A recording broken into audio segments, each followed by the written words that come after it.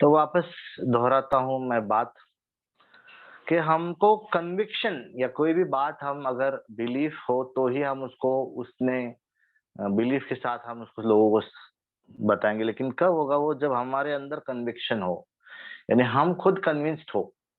तो कन्विंस्ड होने के लिए एक्सपीरियंस होना चाहिए और बिलीफ के लिए हमारे बेसिक्स मजबूत होने चाहिए। हमारे जो रूट है, नींव, वो अगर सही होगा तो हम उसके ऊपर बहुत बड़ी बिल्डिंग खड़े कर सकते हैं और लोगों को कन्विंसिंगली बता सकते हैं कि जो आपको थेरेपी मिलने वाली है, जो आपको आप जो महसूस करने वाले हैं, या रिजल्ट जो है वो गारंटीड होगा, क्योंकि आपको उसके ऊपर भरोसा है। So will have to go back. हमको पीछे जाना पड़ेगा, जहां शुरुआत हुई है। वहां से शुरू करना पड़ेगा, नथिंगनेस से। Okay, so what is nothingness? पहले इस ब्रह्मांड की शुरुआत तक जाना पड़ेगा।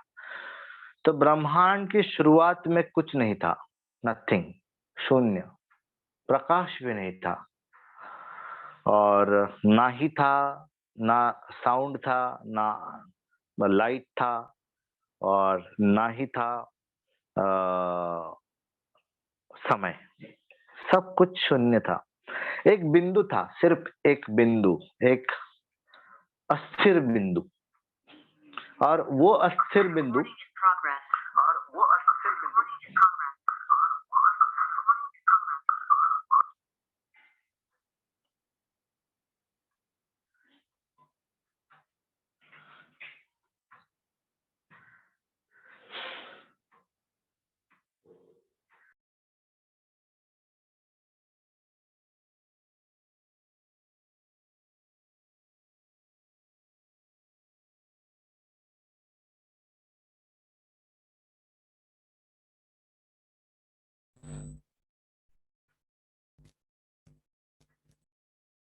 आवाज आ रही है मेरी? I able to hear me? आ रही सर, आ रही आवाज आ रही। सो वो अस्थिर बिंदु स्थिर हो गया। ओके, मतलब अस्थिर स्थिर बिंदु अस्थिर होने लगा। और वो अस्थिर बिंदु जब वाइब्रेट होने लगा तो उसमें हुआ विस्फोट। और जो विस्फोट हुआ, बिग बैंग जिसे कहते हैं, तो ये चारों दिशाओं में फैलने लगा। उसी समय पैदा हुआ प्रकाश, प्रकाश का जन्म हुआ। उस समय जन्म हुआ साउंड का, उस समय जन्म हुआ समय का। ये तीनों भी चीजें पहले नहीं थी। विस्फोट हुआ, ये पैदा हुआ, और यही से पूरे ब्रह्मांड की, पूरे यूनिवर्स की निर्मित हुई। जो तारा मालिकाएं हम देखते हैं, जो ग्रह मालिकाएं हम देखते हैं, जो तारा मंडल हम देखते हैं, वो धीरे लाखों करोड़ों तारा मंडल का ऐसे वो फैलने लगे, और फिर उसमें से बनने लगे गैलेक्सीज, आकाश गंगाएं। ओके, और ऐसे अनेकों आकाश गंगाएं फैल रहे हैं आज भी। तो ये यूनिवर्स एक्सपैंड होते जा रहा है। ओके, ऐसे अनेकों गैलेक्सीज में, अनेकों तारा मंडलों में हमारा एक तारा मंडल है, जिसमें हम कहते हैं मिल्की वे। और इसके अंदर बहुत सारे फिर सोलर सिस्टम्स है, छोटे छोटे। उसमें एक सोलर सिस्टम है, या तारा या ग्रह मालिका है, जिसमें 9 ग्रह हैं। बीच में सूर्य है, और उसकी परिक्रमा करने वाले ये 9 ग्रह है। ओके, 9 ग्रहों में पहला जो अनेकों ग्रह में एक इंपॉर्टेंट ग्रह है, वो कौन सा है? हमारा पृथ्वी। सो ये पृथ्वी जो है ये अजीब है। अजीब मतलब सूरज से बराबर दूरी बनाए हुए। उस पर पहले क्या था, वो गर्म थी, धीरे धीरे ठंड होने लगी। पृथ्वी की परिक्रमा करता है चंदा, है ना। तो उस चांद की वजह से पृथ्वी पर क्या होता है, जो समुद्र में लहरें आती है, और ये ओहटी भरती आती है, मतलब एक्सपेंशन होता है, हाई टाइड लो टाइड ये होता है। पृथ्वी की दूरी सूरज से सटीक है। पीछे ही रहिए, मैं जब बोलूंगा तब चीज कीजिए, सुनिए। दूरी सूरज से सटीक है, और इसके वजह से क्या हुआ कि पृथ्वी पर अलग अलग, मतलब जो ज्यादा नजदीक होती तो जम जाती बर्फ की तरह, और ज्यादा ज्यादा नजदीक होती तो जल जाती, और ज्यादा दूर होती तो जम जाती बर्फ की तरह।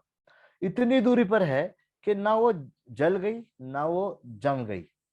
ओके, और इसके वजह से पृथ्वी पर पानी पैदा हुआ, पानी में से फिर वातावरण में ऑक्सीजन पैदा हुआ। ओके, तो ये सारी चीजें हुई। तो जो पहले गर्म था वो ठंड होने लगा, ठंड होने के बाद बारिश हुई, वातावरण पैदा हुआ और पूरे पृथ्वी के ऊपर चारों ओर पानी। So next slide, water. So 75% आज हम देखेंगे पृथ्वी पर पानी है और 25% जमीन है। Next slide. फिर क्या हुआ, इस पानी के अंदर से जीव तैयार हुए। सबसे पहले एक पेशी जीव, सिंगल सेल ऑर्गेनिज्म, अमीबा की तरह। तो जीवन नहीं था। ओके, पहले कुछ नहीं था, बिग बैंग हो गया, विस्फोट हुआ, सब यूनिवर्स पैदा हुआ, अनेकों गैलेक्सीज में एक गैलेक्सी हमारी, एक गैलेक्सी में अनेकों तारामंडल, उसमें एक तारामंडल हमारा, उसमें एक सूरज, बहुत 9 ग्रह, उन 9 ग्रह में एक ग्रह पृथ्वी, उस ग्रह के ऊपर 75% पानी, और जमीन पे कुछ नहीं था, पेड़ पौधे भी नहीं थी। से एक सेल के ऑर्गेनिज्म पानी में पैदा हुए और धीरे धीरे जैसे वातावरण में ऑक्सीजन आने लगा, जमीन पे थोड़े थोड़े पेड़ उगने लगे, उसमें से ऑक्सीजन निकलने लगा। ऑक्सीजन निकलने लगा तो ओजोन का एक लेयर बन गया और पेड़ पौधे पैदा हो गए, तो खाना जमीन पे अवेलेबल हो गया। Next slide. खाना जब जमीन पे अवेलेबल हो गया, तब तक पानी में ही जीव था और एक सेल से मल्टी सेल्यूलर ऑर्गन, यानी एक पेशी से अनेक पेशी वाले जटिल जीव समुद्र में पैदा होने लगे। अभी देखिए, अभी तक जमीन पर कुछ नहीं है, पानी के अंदर ही जीव है। फिर क्या हुआ, नेक्स्ट स्लाइड। फिर उसमें से जब जमीन पर खाने के पदार्थ दिखने लगे, यानी जो पेड़ पौधे दिखने लगे, फल फूल दिखने लगे, तो पानी में के कुछ जो प्राणी हैं वो बाहर देखकर उनको लगा कि बाहर भी कुछ है, तो बाहर निकलने लगे। उनकी लंग्स की उनके अंदर एक कैपेसिटी पैदा हुई कि पानी के अंदर भी रह सकते हैं और जमीन पे भी रह सकते हैं। इनको रेप्टाइल्स कहा जाता है या एम्फीबियंस बने, उभयचर। फिर ये उभयचर जमीन पे आने लगे और रेंगने लगे। तो रेंगने वाले जो है वो रेप्टाइल्स होते हैं, जैसे मगर यहाँ पे दिख रही है, जैसे लिजर्ड, अगर हम देखेंगे लिजर्ड यानी जो घर में छिपकली होती है, वो भी रेप्टाइल में आती है, वो रेंगने वाले। फिर नेक्स्ट स्टेज क्या आया, नेक्स्ट स्लाइड। फिर उसमें से ही कुछ पेड़ पर चढ़ गए। ओके, और पेड़ पर चढ़ गए और उनको चारों हाथ, उनके पैर लंबे हो गए ताकि चढ़ने उतरने में, यहाँ वहां जाने में। तो 4 चतुष्पाद यानी 4 पैरों वाले प्राणियों का उसमें से रूपांतर हुआ। नेक्स्ट। और फिर वो अपने हाथ और पैर को इस्तेमाल करने के लिए, अगर वो नीचे होते या साइड में होते तो फायदा नहीं होता। अभी वो चढ़ने लगे हैं तो उनके हाथ सामने आ गए। तो देखिए एवोल्यूशन कैसे हो रहा है। पहले ऐसे था फोल्डेड, अभी वो हाथ स्ट्रेट हो गए हैं और आगे आ रहे हैं हाथों की, मतलब दोनों 4 पैर थे, अभी 4 में से 2 पैर हो गए और 2 हाथ हो गए। ओके, ये चेंज एटलीस्ट जो वानर था उसमें हुआ। Next slide. ओके, तो हम प्राणियों में से रेप्टाइल में से 4 पैरों पे चलने वाले प्राणी, 4 पैरों पे चलने वाली जो एप्स है, एप लाइक जो एनिमल्स थे, उसमें हमारा रूपांतर हुआ और फिर हमारे 4 पैरों में से 2 हाथों में कन्वर्ट हो गए। ओके, 2 पैरों में कन्वर्ट हो गए। फिर यहाँ पर आपको दिख रहा है इमेज में कि एवोल्यूशन में क्या हुआ। तो हम पहले 4 पैरों से जब 2 पैरों पे आने लगे तो हम झुके हुए थे, हमारे शोल्डर्स अंदर थे, चेस्ट कंप्रेस थी, हाथ लंबे थे घुटने तक। धीरे धीरे हम इरेक्ट होने लगे, तो थोड़े शोल्डर्स यहाँ पे देखेंगे सेकंड इसमें कि थोड़े शोल्डर और झुके हुए हैं, थोड़े घुटने फोल्डेड हैं, शोल्डर्स अंदर हैं, हाथों के एंगल भी ऐसा है अंदर की ओर, हाथ भी अंदर अंदर की ओर। तीसरे स्टेज में दिख रहे थोड़ा और सीधा हो गया, लेकिन हाथ शोल्डर्स अभी भी थोड़े अंदर ही है। फिर फोर्थ स्टेज में क्या दिख रहा है, थोड़ा चेस्ट और बाहर आ गया, थोड़ा और इरेक्ट हो गया, रीढ़ की हड्डी सीधी हो गई और हाथ भी थोड़े ऐसे होने लगे हैं। फिर उसके बाद और सीधे हो गए और आज जो मॉडर्न इंसान है वो और भी सीधा हो गया। तो एप लाइक एनिमल, हमारे जो प्रीडेसर्स थे, हमारे जो पूर्वज थे, वो कैसे थे? एप लाइक थे। देवर लाइक आदि मानव जो हम अगर कहेंगे तो वो एक मंकी की तरह थे, लेकिन मंकी नहीं थे, वानर। सो वन में रहने वाला नर, वानर। और आदि मानव यानी उसी का ही एक एडवांस स्वरूप, तो आदि मानव। Next slide please. तो एवोल्यूशन जो ये हमने देखा कि शुरू में हम एक एक पेशी, फिर मल्टीपेशी, फिर जमीन पर आने लगे रेप्टिलियन स्टेज, फिर 2 पैरों पे, 4 पैरों पे, फिर 2 पैरों पे, ये जो एवोल्यूशन हुआ, तो वहां तक एवोल्यूशन होकर हम यहाँ तक आज की स्टेज में हैं। लेकिन एवोल्यूशन रुकता है क्या? करोड़ों साल लगे यहाँ तक पहुंचने में, तो अभी रुक गया? हमारी डेवलपमेंट रुक गई? नहीं, है ना। तो एवोल्यूशन रुकता नहीं है, एवोल्यूशन चलते रहता है। लेकिन एवोल्यूशन में टिकता कौन है? बताइए। सर्वाइवल ऑफ द, क्या कहा जाता है? Survival of the dash. बताइए। Survival of the fittest. Survival of the fittest. तो फिटेस्ट ही हमेशा टिकता है। तो एवोल्यूशन चलते रहता है। हम आज भी एवोल्यूशन की स्टेट में हैं, हमें पता नहीं, क्योंकि वो लंबा स्पैन में चलते रहता है, इसलिए हमको वो हमारे अंदर महसूस नहीं होता है। लेकिन अगर हम देखेंगे हमारे जो बौद्धिक विकास देखेंगे या शारीरिक विकास देखेंगे, तो हमारे पूर्वज और हमारे में कुछ विकास चेंज है, हमारे में और हमारे बच्चों में बौद्धिक में चेंज है। लेकिन अब तक हमने जो देखा, हमारे में भी नाना नानी दादा दादी तक, तो वो पॉजिटिव एवोल्यूशन देखा है कि नहीं? हम बोलेंगे, आप बोलते होंगे कि हम, मेरे जो दादाजी थे ना, वो 6 फुट ऊंचे थे, ऐसे चौड़े थे, और हम 5 फुट 6 इंच, और कैसे मोटे, चौड़े नहीं है, सिर्फ पेट का हिस्सा चौड़ा है। मोटे हो रहे हैं। और अगर नेक्स्ट जनरेशन देख रहे तो और पतले हैं, पतले तो है ही, लेकिन ऐसे है, शोल्डर अंदर की ओर जा रहे हैं। तो एवोल्यूशन पॉजिटिव हो रहा है या नेगेटिव हो रहा है?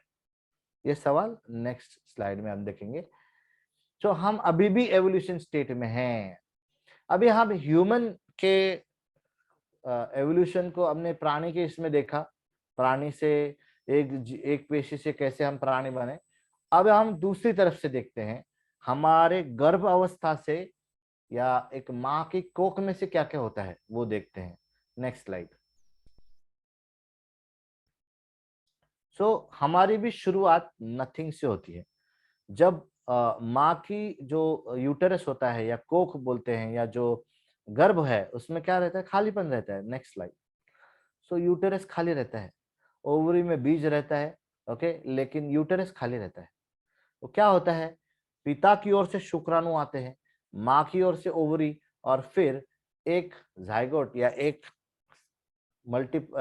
यूनिसेल्युलर, एक सिंगल सेल बन जाता है दोनों का मिश्रित होकर, और ये जो बीज है ये संक्रमित हो जाता है, और ये पहला स्वरूप है। जैसे पानी में हमने देखा एक सिंगल सेल्युलर सेल था, ओके, वैसे यहाँ पर हम अभी एक सिंगल सेल्युलर ऑर्गेनिज्म की तरह हम इस छोटी सी यूनिवर्स, ये गर्भ ही हमारा यूनिवर्स होता है। नेक्स्ट। फिर क्या होता है? हम पानी के अंदर, मतलब जो वो जो जो बीज है, तो इंसेमिनेशन होके जो बीज हुआ है, जो संक्रमित हुआ है, ओके, वो क्या हो रहा है? वो बढ़ता बढ़ता है, अम्बिलिकल सैक बन जाता है, और पानी के अंदर तरल रहता है। बेबी, बेबी देखा है ना? बेबी किस में होता है? पानी के अंदर होता है, अम्बिलिकल फ्लूइड के अंदर होता है। तो अगर वहां पर देखेंगे तो पहले जीव कहां पर बना? पानी के अंदर। यूनिसेल्युलर से जटिल ऑर्गेनिज्म, फिश देखे हमने, है ना, जटिल मल्टीसेलुलर। वैसे ये बच्चा एक सेल से जो मल्टीपल सेल्स डेवलप होकर एक बच्चे के स्वरूप में, जिसको हाथ पांव मुंह आते हैं, एक जटिल ऑर्गेनिज्म में चेंज हो जाता है। Next slide. फिर वो जन्म लेता है। जन्म लेने के बाद कुछ दिन वो पीठ पर लेते रहता है, ओके, शरीर की मांसपेशियां डेवलप करता है, रनिंग वगैरह करते रहते हैं। आप बच्चे ही देखेंगे तो हाथ पैर हिलाते रहते हैं, वो नेचुरली एक्सरसाइज करते रहता है, शरीर को स्ट्रेंथन करते रहता है, क्योंकि अभी उसको चलना है, रेंगना है, तो नेचुरली एक्सरसाइज करते रहता है, हाथ पैर हिलाते रहते हैं कंटिन्यूस, है ना। तो एवोल्यूशन ने इस तरह से सब सेट किया है ब्रेन के अंदर कि बच्चा जैसे ही बाहर आता है, हम उसको पीठ पर लिटाते हैं तो वो ऐसे नहीं पड़ रहता है, हम आज ऐसे पड़ रहते हैं बस।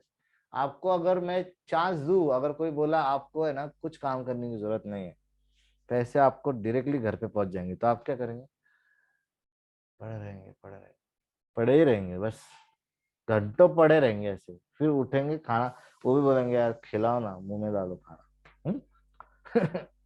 तो लेकिन नेचर ने क्या किया है, बच्चों को ऐसे हिलते रहते हैं, क्यों एक्सरसाइज करते रहते हैं?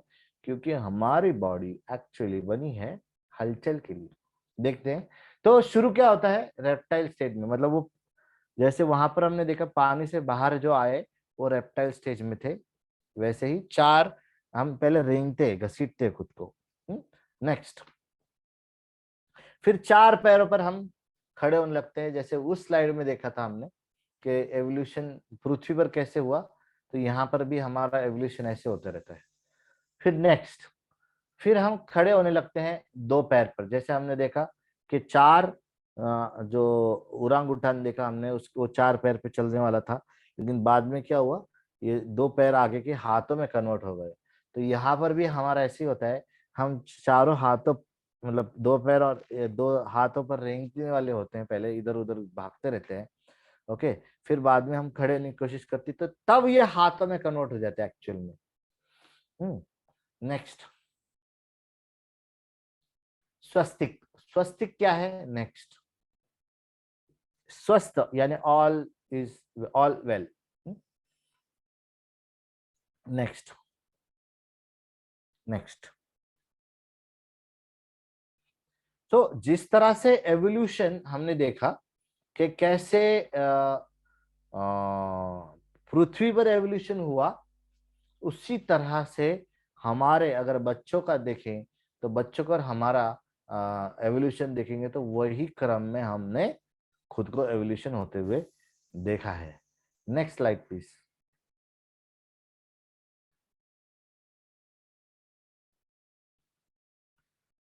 तो समझ में आ रहा है कि पृथ्वी पर जो उत्क्रांति हुई, वैसी ही उत्क्रांति इंसान की जन्म से लेकर यहाँ तक होती है, ओके। अब हम जानेंगे ये फ्लो ऑफ एनर्जी क्या है, ओके, या हमारे मसल का फ्लो क्या होता है, एनर्जी का फ्लो क्या होता है, वो जानेंगे। वो स्वस्तिक की तरह होता है। अगर स्वस्तिक यानी स्वस्थ रहेगा सब कुछ तो सब ओके होगा। अगर ये स्वस्तिक उल्टा घूमने लगेगा तो आपके लाइफ में क्या होगा, प्रॉब्लम हो जाएगी। इसलिए स्वस्तिक को हम जो जिस तरह से बहुत इंपॉर्टेंस होता है, ये एक तरह का व्हील है, ओके। तो जो स्वस्तिक हम ड्रॉ करते हैं वो क्या दर्शाता है, सब कुछ ठीक है, ओके, सब ठीक रहेगा। अगर वो उल्टा दिशा में होने लगे तो सब बिगड़ जाता है। उसी तरह से हमारी एनर्जी का फ्लो का भी एक स्वस्तिक है, उस स्वस्तिक को हम देखते हैं वो क्या है, ओके। तो that is called four direction, चतुर्गति। ये चतुर्गति क्या है वो हम देखते हैं। जिस तरह से चार दिशा इस स्वस्तिक के अंदर आपको दिख रहे हैं, चार डायरेक्शन दिख रहे हैं, उसी तरह से हमारे शरीर के अंदर भी चार दिशाओं में हमारी मूवमेंट होती है बॉडी की, ओके। वो क्या है देखते हैं। Next, gravity, anti gravity, clockwise and anti clockwise, okay. तो ये चतुर्दिशा, ये चार दिशा है। फोर डायरेक्शंस कौन से हैं इन रिलेशन टू बॉडी? वैसे अगर आप देखेंगे तो दिशा कितने 10 दिशाएं हैं, कुछ बोलेंगे है ना, नॉर्थ साउथ ईस्ट वेस्ट, ये अप डाउन 6 हो गए, north east south west, what ever, ऐसे तो ऐसे 8। और फिर और कुछ बोलते हैं पाताल भूलोक, ये वो तो ऐसे 10 दिशाएं, ओके। बट शरीर से निगडित अगर देखेंगे तो क्या है, तो ये चार है। टुवर्ड्स ग्रेविटी, अगेंस्ट ग्रेविटी यानी anti gravity, clockwise and anti clockwise. Next slide में आपको और अच्छी तरह से समझाते हैं।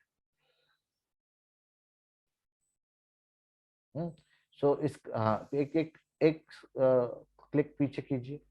हिंदी मराठी में वर्ड्स या हिंदी में वर्ड्स। गुरुत्वाकर्षण, अपकर्षण, दक्षिणवर्त और वामवर्त। दक्षिण मीन्स टुवर्ड्स द साउथ, वाम मीन्स राइट। सो वाम means left, anticlockwise. Okay, next slide. Next slide.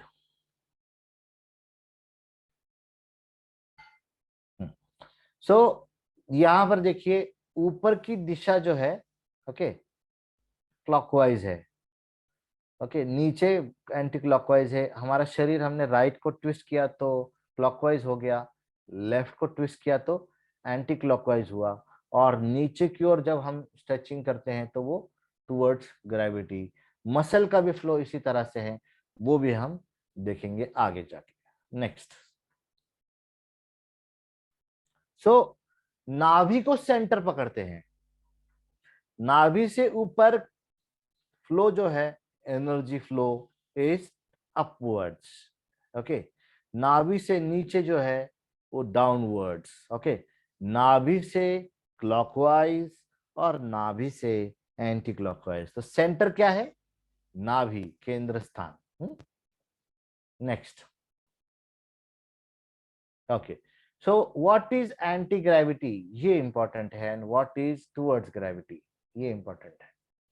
जैसे मैंने नॉर्मल प्रैक्टिकल के लेक्चर में भी आपको बताया था, हमारे जो मसल्स है उनका नेचुरल फ्लो इस तरह से होना चाहिए, या हुआ है, या नेचर ने या एवोल्यूशन में इस तरह से हमको बनाने की कोशिश की है। लेकिन हम क्या कर रहे हैं, अब उसका उल्टा कर रहे हैं। पहले इसी स्लाइड को मैं ठीक से समझाता हूँ। जैसे हमने देखा पिछले जो स्लाइड शो में देखा कि एक आदि मानव है, पूरा बंदर की जैसा है, झुका हुआ। उसके हाथ भी जमीन को ऑलमोस्ट टच होने वाले हैं, है ना। उसके हाथ इनवर्ड्स है, शोल्डर्स इनवर्ड्स है, चेस्ट कॉन्ट्रैक्टेड है, पीठ में एक हम्प है। ओके, और पीठ की ऐसा है, पीठ गोलाई है उसको। ओके, फिर धीरे धीरे थोड़ा और ये हो गया, फिर भी हाथ थोड़े ऐसे ही थे, थोड़े शोल्डर अंदर थे, चेस्ट अंदर थी, फिर भी पीठ में गोलाई है। ओके, फिर क्या हुआ, थोड़ा और हो गया, लेकिन फिर भी शोल्डर अंदर थे, फिर भी थोड़े हाथ अंदर थे, थोड़े कर्ल थे। ओके, और फिर भी थोड़ा सा बैकबोन इस तरह से है, फिर सीधा हो गया, तो थोड़ा सा स्ट्रेट हो गया, थोड़े हाथ साइड वाइज आ गए। और अगर हम देखेंगे, अगर आपने एटलास वगैरह का अगर या जो एक इमेज देखा होगा, तो अभी जो मॉडर्न ह्यूमन है वो क्या हुआ है, उसका शोल्डर बाहर चला गया, चेस्ट ओपन हो गई, दोनों हाथों की उंगलियां ओपन हो गई, तलवे ओपन हो गए। ओके, और पूरी तरह से चेस्ट बाहर आते हुए पूरा इस तरह से हम हो गए। सो ऐसे से ऐसे, हाथ भी पूरे open, shoulders open, elbow straight. So सामने का हिस्सा का जो फ्लो ऑफ मसल है वो अगेंस्ट ग्रेविटी है, ऐसे हम हुए। ओके, और पीछे का हिस्सा पीछे पीछे चला गया। Okay, so anterior side and posterior side, सामने वाले एंटीरियर बोलते हैं, anterior side the muscle flow is anti gravity. Okay, and the posterior side it is towards gravity. Okay, next.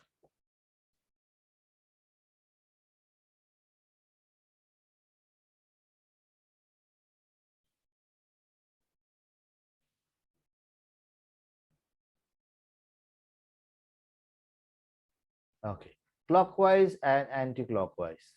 Okay, तो हम ट्विस्टिंग करते हैं, आप सबको पता है, आप योगा के सेक्टर में है। सो राइट को अगर ट्विस्ट करते हैं तो क्लॉकवाइज है, और लेफ्ट को अगर ट्विस्ट करते हैं तो एंटी क्लॉकवाइज है। हाथों की भी हम clockwise and anti clockwise. So open करते हैं तो क्लॉकवाइज, अगर क्लोज करते हैं तो एंटी क्लॉकवाइज। Okay, next. हाँ, फिर एक सेकंड पीछे लीजिए, एक सेकंड पीछे लीजिए। तो ये होना चाहिए, ये शोल्डर पीछे जाना चाहिए, और हाथ भी जैसे पीछे जाएंगे तो इस तरह से होना चाहिए। ये एवोल्यूशन जानता है या एवोल्यूशन का ये होना चाहिए। अभी थाई के एरिया में अगर आप देखेंगे तो थाई के मसल्स अगर ये क्वाड्रासेप्स है तो क्वाड्रासेप्स का मूवमेंट या क्वाड्रासेप्स का फ्लो साइडवाइज बाहर होना चाहिए। ओके, और जो काफ मसल्स है या शिन बोन का एरिया है उसका जो मूवमेंट है वो अंदर की होना चाहिए। हम प्रैक्टिकल में इसको और अच्छे देखेंगे। मतलब अगर इस स्लाइड में अगर आप देख रहे हैं तो जो पूरा थाई का हिस्सा है वहां पर अगर आपने देखा है तो एरो अंदर से बाहर जा रहे हैं।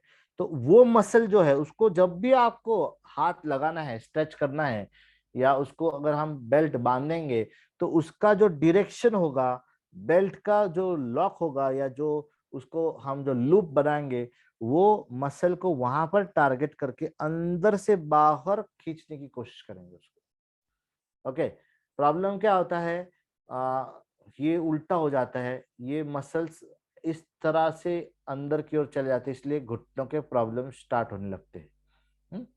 इसको बाहर पुश करेंगे तो घुटने के प्रॉब्लम सॉल्व होंगे। तो वहां पर अगर फोटो में आप देख रहे हैं तो क्या दिखा रहा है, थाई की यहाँ पर ऐसे आउटवर्ड्स, तो थाई को आउटवर्ड्स रोटेट होना चाहिए। अभी शिन बोन यानी हमारे घुटने के नीचे जो काफ जो मसल है वहां पर क्या है, साइड से उसको अंदर की ओर टर्न होना चाहिए। ओके, सो पैर अगर ऐसे बाहर जा रहे हैं नीचे बिलो द नी तो वो अंदर की उस मसल को टाइट करके खींचना है। ओके, तो बेल्ट और रोप बेल्ट का जब हम देखेंगे तब ये कॉन्सेप्ट आपको वहां पर काम आने वाला है। नेक्स्ट,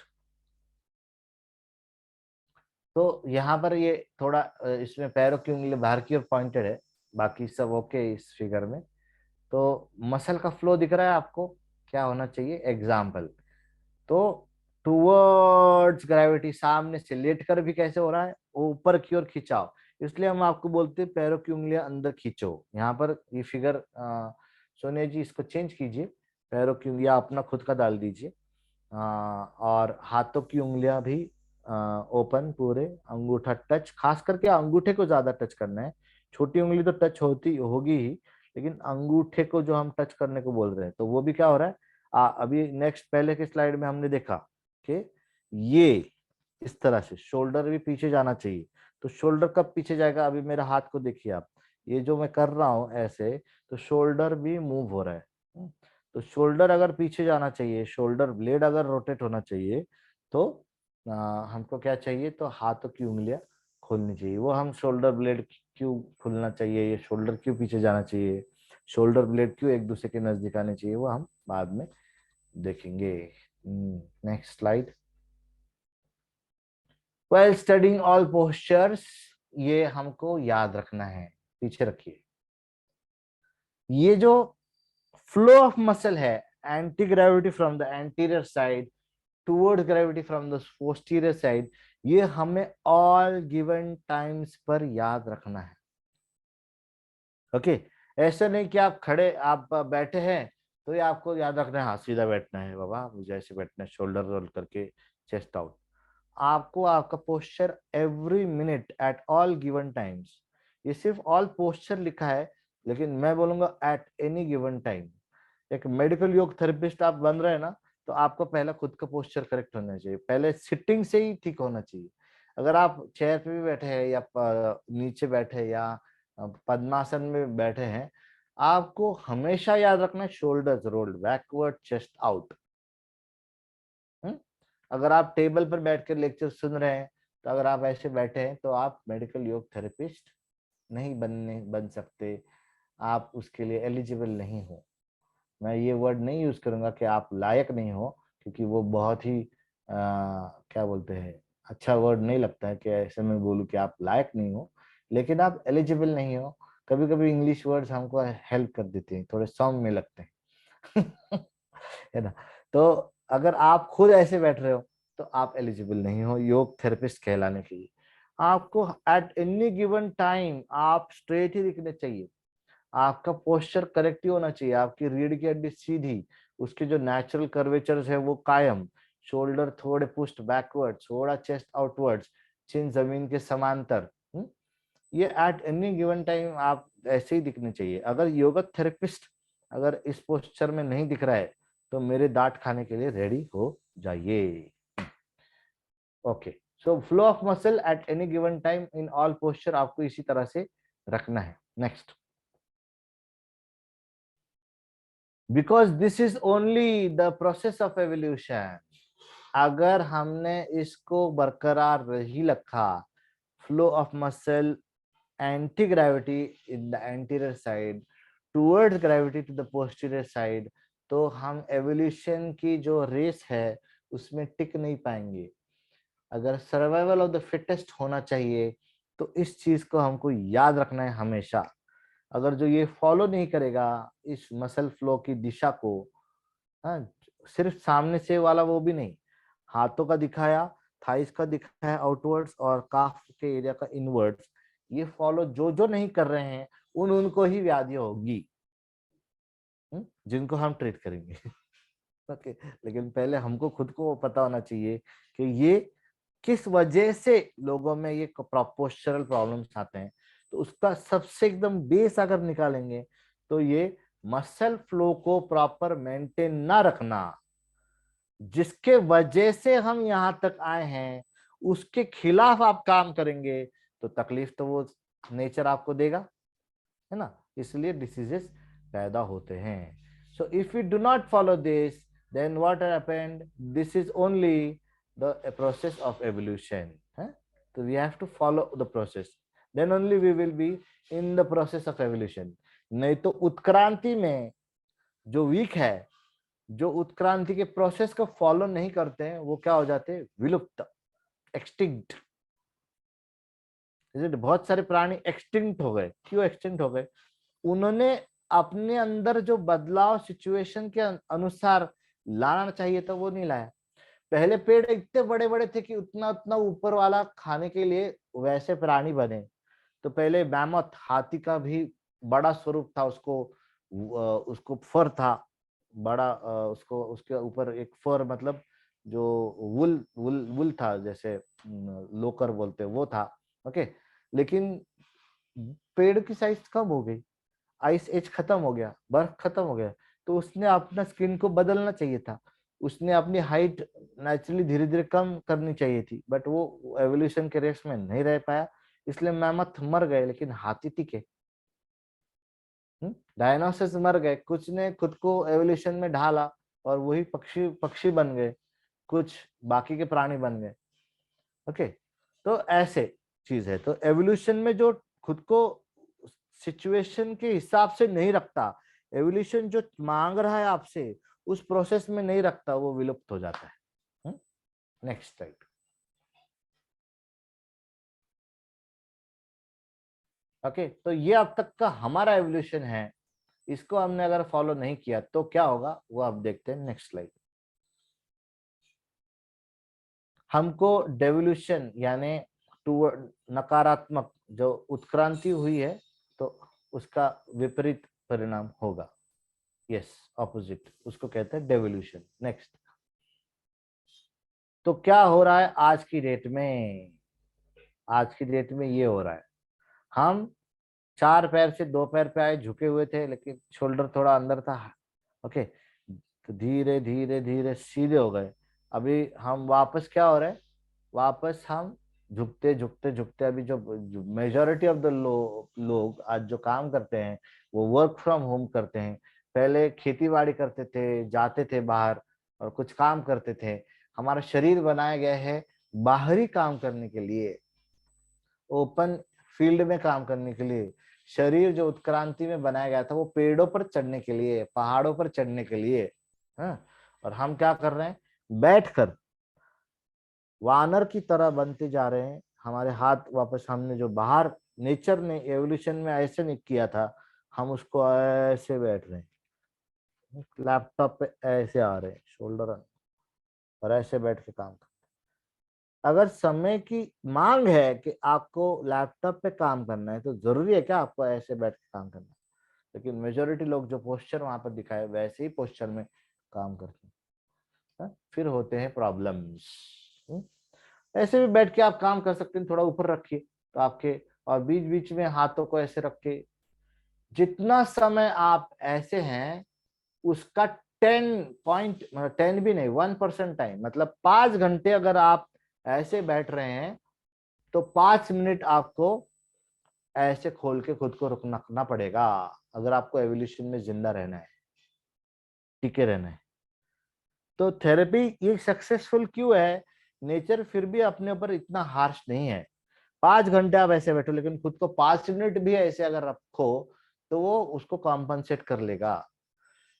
नहीं तो फिर आपके अंदर 101% सर्वाइकल लंबर स्पॉन्डिलाइटिस होने वाले हैं, लंग्स के इश्यू होने वाले हैं। वो कैसे, मैं अगले स्लाइड में आपको बताता हूँ। नेक्स्ट, तो रॉन्ग पोस्चर से क्या होगा? नेक्स्ट, ये रॉन्ग पोस्चर है जो भी हमने बात की। अभी क्या हो रहा है, सामने एंटीरियर एंटी ग्रेविटी होना चाहिए तो ये टुवर्ड्स ग्रेविटी जा रहा है, और पोस्टीरियर टुवर्ड्स ग्रेविटी होना चाहिए, वो एंटी ग्रेविटी हो रहा है। ओके, तो स्वस्तिक उल्टा, which was all well now is becoming unwell. स्वस्तिक उल्टा घूमने लगा आपके लिए। नेक्स्ट, चतुष्पाद अवस्थेतून द्विपाद अवस्थेत जाताना झालेले मुख्य बदल, यानी 4 लेगेड से 2 लेगेड में आ गए हम। चार पैरों पे चलने वाले से 2 पैरों पे आ गए, तो क्या हुआ, क्या बदलाव हुए उसके बारे में जान। पाठीचा कणा लंबू रूप होने, यानी रीढ़ की हड्डी पहले कैसी थी, जानवरों की कैसी है, हॉरिजॉन्टल है ना, और हमारी कैसी है,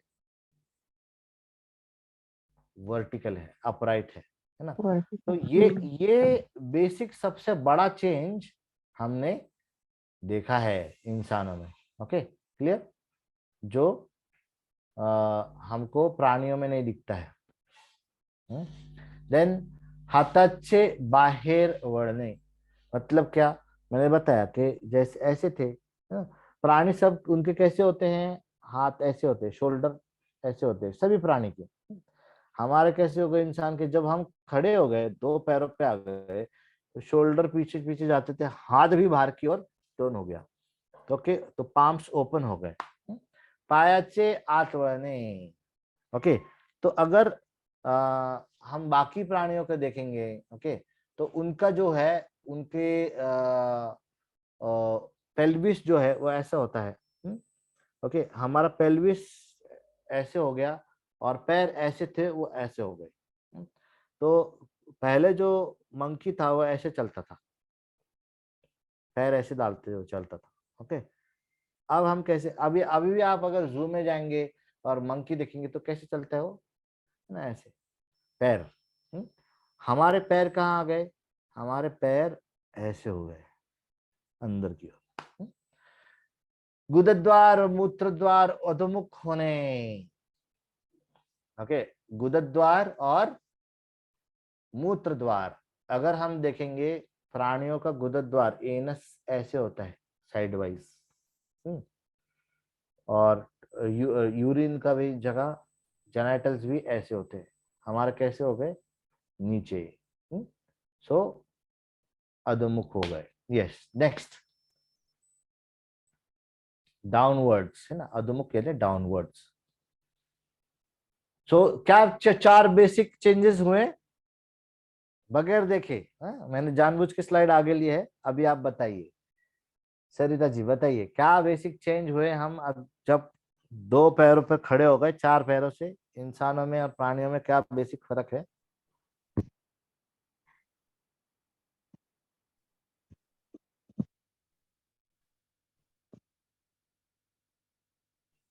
नहीं नहीं, सरिता जी।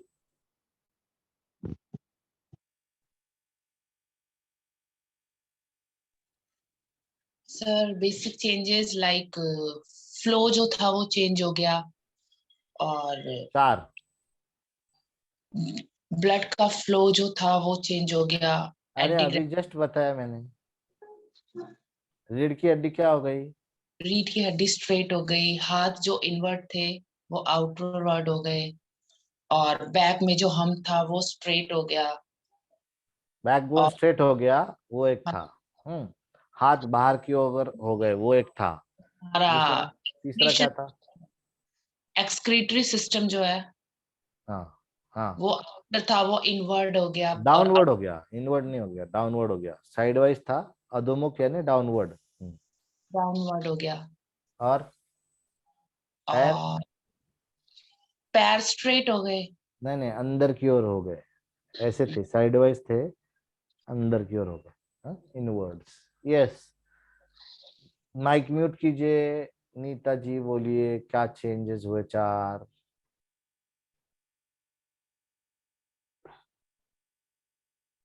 तेच ना सर, आता यांनी सांगितलं तेच तेच. नाही, चारही सांगायचे, पाठ करायचे आपल्याला. अच्छा सर, पाठीचा मणका वाकलेला होता तो स्ट्रेट झाला. हातांची पायांची पोझिशन जी अशी आतमध्ये होती ती स्ट्रेट झाली किंवा सरळ झाली. पायांची पण टोज आणि आपले हिल्सला जे पोस्चर आपलं त्यांचं असं होतं ते स्ट्रेट झालं. आणि आपले एक्स्ट्रेटरी सिस्टम आणि त्यांच्यातला जो तुम्ही हे सांगितला डायरेक्शन, जो आडवं किंवा ह्या साईडला होतं ते आपलं उभं झालं, हॉरिझॉन्टल.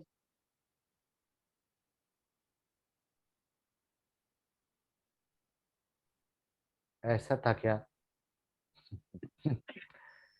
रीढ़ की बरोबर. हड्डी देखिए, रीढ़ की हड्डी सीधी हो गई है, मन पाठीचा मणका लंब रूप झाला, सरळ. जो हाथ है वो बाहर की दिशा में ओपन हो गए. पैर बाहर से अंदर की दिशा में टर्न हो गए. और गुदद्वार द्वार और मूत्र जो द्वार है वो अधोमुख हो गए, यानी डाउनवर्ड्स हो गए. ये इस तरह से आपको एकदम स्ट्रेट सेंटेंस में याद रखना है. एक्सप्लेनेशन के टाइम पे मैंने आपको प्राणी को बताया हुआ ऐसा था, ऐसा वो नहीं बता रहा. जो चार सेंटेंसेस है वो बाय हार्ट करने हैं. यस, सोनिया जी. पर 4 एवोल्यूशन, पीठ सीधी हो गई, रीढ़ की हड्डी में एवोल्यूशन था, हाथ अंदर से बाहर की तरफ खुल गए, पाम्स पूरे बाहर की तरफ, और पाँव साइड वाइज थे, वो बिल्कुल स्ट्रेट आ चुके हैं, लिटिल बिट इनवर्ड, इनवर्ड्स, हाँ. का इनवर्ड. एंड जो मूत्र द्वार गुदा द्वार अधोमुख हो गए, मतलब अंदर की तरफ. डाउनवर्ड्स, हाँ, डाउनवर्ड्स, अंदर नहीं चले गए, अंदर की तरफ चले. डाउनवर्ड हो गए. इसका द्वार जो है वो डाउनवर्ड हो गया. जी sir. अश्विजा ji.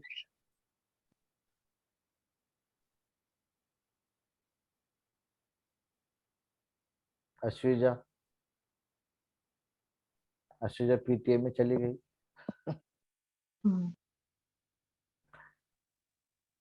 Yes, sir. Yes, what are the four major changes during human evolution? Yeah, first From thing, four-legged to two-legged, what are the main changes that happened? yes, sir. First thing is the spine. The spine got like vertical from horizontal Erect. direct. Yeah, it got vertically erected. And the second one, second is the hands, which were inward. It got turned into outward direction. And then third one is the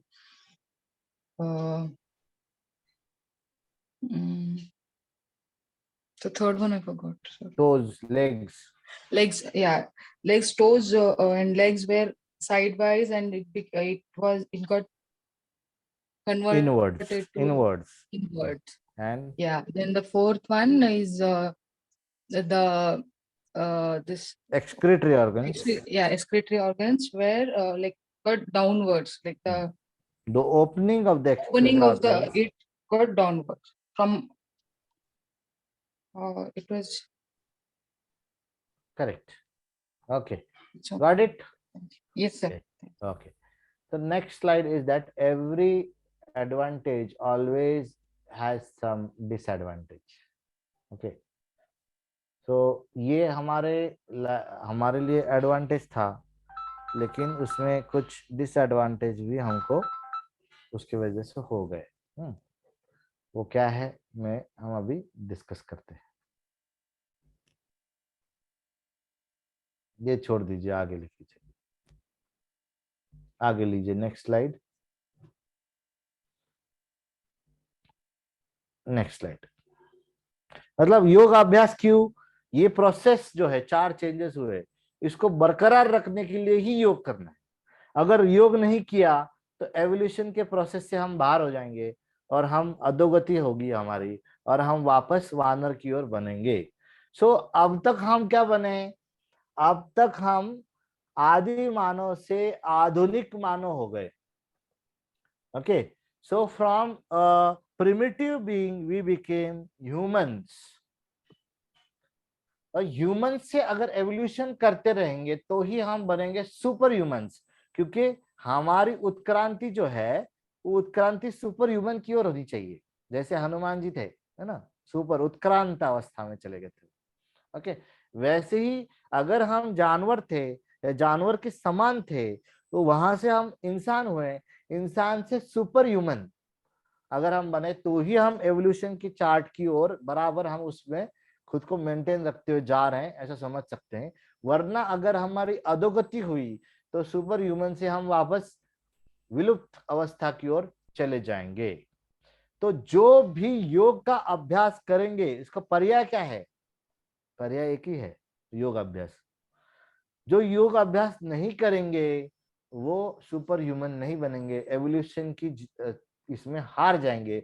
वही हमने देखा Covid के समय, है ना, योग अभ्यास कर रहे थे, उनको कोविड का प्रमाण कम हुआ, वो टिके रहे, उनको थोड़े सिम्टम्स का असर कम हुआ, जल्दी ठीक हुए। जो नहीं कर रहे थे उनको आखिर कुछ लोग गए भी।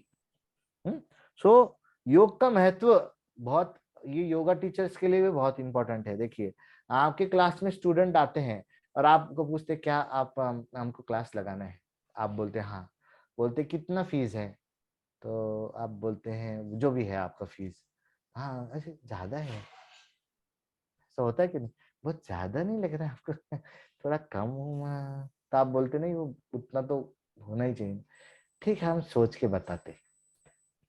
अब प्रॉब्लम ये होता है कि आपने उसके आपने बॉल उसकी तरफ फेंका है, उसने मारा 6 और आप ना उसको झेल पा रहे ना कुछ कर पा रहे। ओके, यही प्रॉब्लम होता है हमारा कि हम लोगों को ये बातें नहीं बताते जिसके वजह से वो उसके दिमाग में क्लिक होना चाहिए कि योग नहीं करूंगा तो एवोल्यूशन की लाइन में मैं बचूंगा ही नहीं। इस तरह से अगर उसको कुछ बातें समझाई हमने कि देखो भाई हमारी प्रगति यहाँ तक हुई है, ये प्रगति चलती रह रही है, इसको उत्क्रांति बोलते हैं। जो उत्क्रांति में टिक के रहना है तो योग करो। हाँ, तो ये मत सोचो 1000 रुपए ज्यादा है, 1500 रुपए ज्यादा है, नहीं करोगे तो क्या होने वाला है, ये होने वाला है, और वो होने वाले उसके उसका क्या होने वाला है, बहुत कुछ प्रॉब्लम होने वाला है। तो इसलिए योग करना है, ये फीस कम ही है उल्टा, जिंदगी के हिसाब से देखेंगे तो। नेक्स्ट स्लाइड, कैसे होने वाला है वो भी हम देखते हैं। नेक्स्ट, ओके, सो मेडिकल योग थेरेपी और मेडिकल योग is all about maintaining the Swastik, that is postural awareness eight any given time, जो मैंने पहले ही बताया। नेक्स्ट, ओके, सो आज हम यहीं पे रुकेंगे। नेक्स्ट लेक्चर में, यानी शेयर स्क्रीन पहले बंद कर दीजिए, हाँ शेयर स्लाइड, शेयर स्क्रीन, हाँ। और कल के लेक्चर में हम उसके आगे का देखेंगे कि क्या है, ये जो इसका क्या महत्व है, ये जब सब एवोल्यूशन में हम जब ऐसे हुए, हमारी रीढ़ की हड्डी सीधी हुई, उसका क्या असर हुआ, उसके वजह से क्या होने वाला है, या उसके वजह से क्या हुआ जिसके वजह से हम उत्क्रांति की इस रेस में टिकने वाले हैं, और अगर ऐसे हो गए तो क्या होने वाला है, और उत्क्रांति के रेस से कैसे बाहर होने वाले हैं, देखते हैं ब्रेक के बाद कल के एपिसोड में। तब तक के लिए धन्यवाद। So we'll end the session with, you can close the recording, end the session with